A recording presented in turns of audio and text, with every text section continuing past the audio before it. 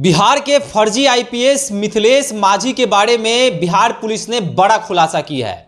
जी हां, मिथिलेश माझी का फर्जीवाड़ा पकड़ा गया है, झूठ पकड़ा गया है।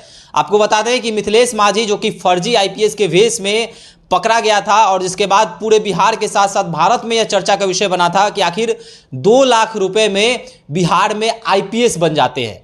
2 पंक्तियां भी खूब चल रही हैं, रील्स बन रहे हैं कि आइए ना हमारा बिहार में 2 लाख में आईपीएस बनाकर भेज देंगे बाजार में।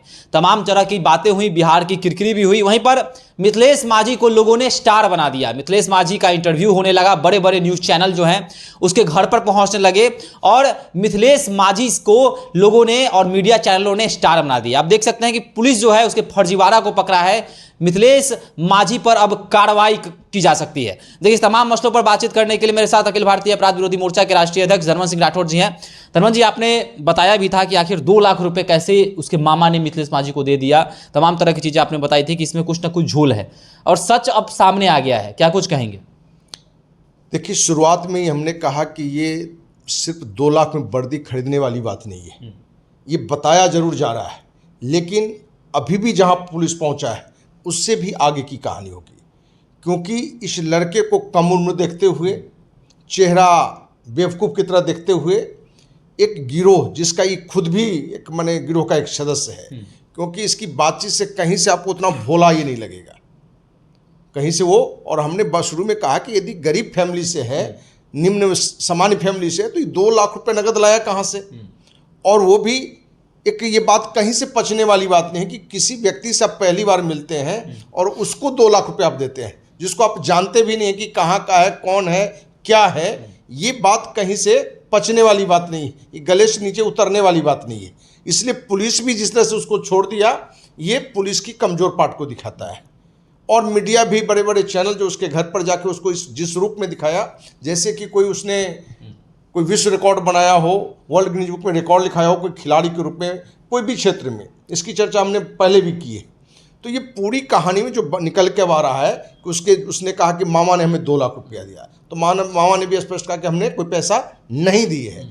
और पुलिस ने भी जो छानबीन में पूरे एरिया में जितने मनोज सिंह थे उसको लेके इससे मिलवाया, किसी की इसने पहचान नहीं की। दूसरी बात कि पुलिस ने जो फ़ोन का लोकेशन निकाला है, जिस दिन का ये बता रहा है, वो उस दिन का लखीसराय का है, जमुई का नहीं है।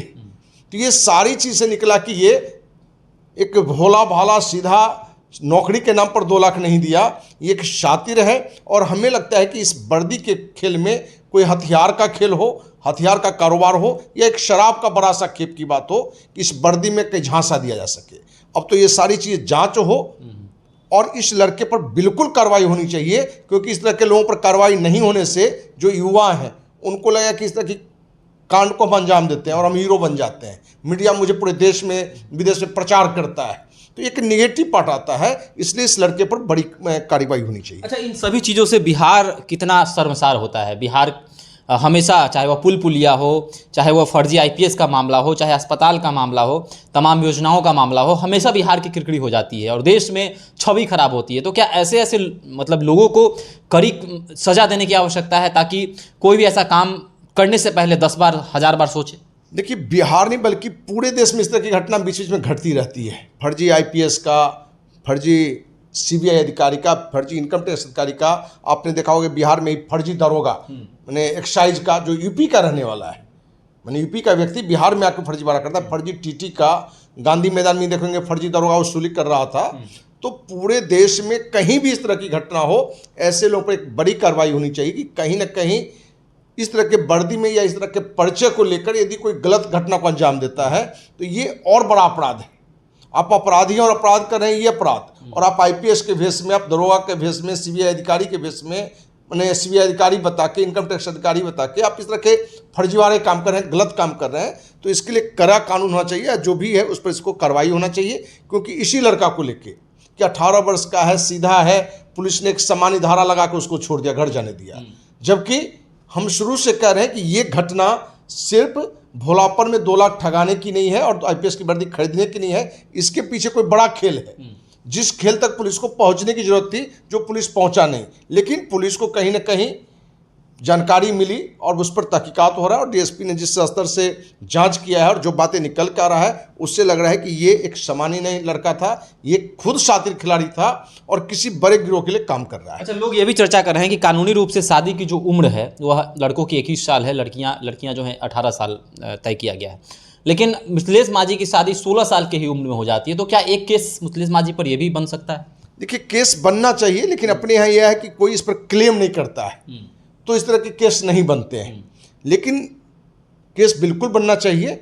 और जिस तरह से उसने काम किया है, शादी वाली बात तो अपने बिहार में ऐसे एक नहीं हजारों घटना आपको मिल जाएंगे, और जिस पर कोई क्लेम नहीं किया गया तो उसका पारिवारिक जीवन जिया जा रहा है, तो प्रशासन भी सोचता है कि चलो ये सामान्य बातें हैं, और उस पर मैंने जो तहकीकात होकर कार्रवाई होनी चाहिए वो कार्रवाई भी नहीं हो रहा है।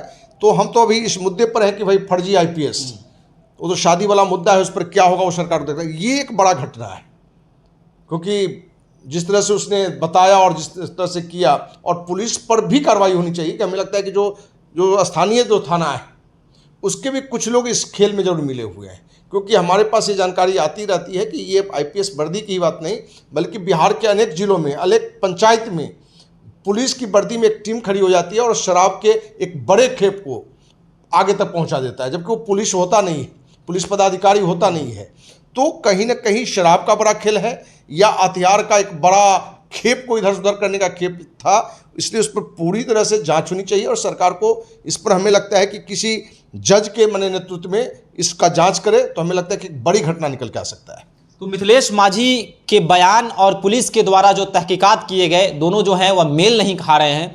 मिथिलेश माझी ने जिन जिन बातों को पुलिस को बताया कि हमारे मामा ने 2 लाख रुपए मुझे दिए थे, मनोज सिंह नाम का जो एक व्यक्ति था उसने मुझे वर्दी पिस्तौल प्रोवाइड किया था, और पुलिस जब खोजबीन करती है तो मनोज सिंह के नाम के 4 लोग मिलते हैं, लेकिन मिथिलेश माझी इन चारों लोगों को पहचान करने में नकार देता है, और पुलिस तब यह पता लगाती है कि मिथिलेश माझी जो सारी बातें बताई थी वो सारी बातें झूठी थी, और इसने खुद यह घटना को अंजाम दिया है, इसने खुद वर्दी सिलवाई और तमाम तरह की जो है चीज़ें की। तो अब पुलिस और भी कुछ क्या नए खुलासे कर सकती है मिथिलेश माझी के पूछताछ के बाद? अगर कड़ी कार्रवाई इस पर हो तो शायद मिथिलेश माझी जो है और भी बातें उगले। तो आपको क्या लगता है, मिथिलेश माझी जैसे लोगों को उचित दंड देने की आवश्यकता है? अभी हमारे साथ साझा कर सकते हैं। धन्यवाद।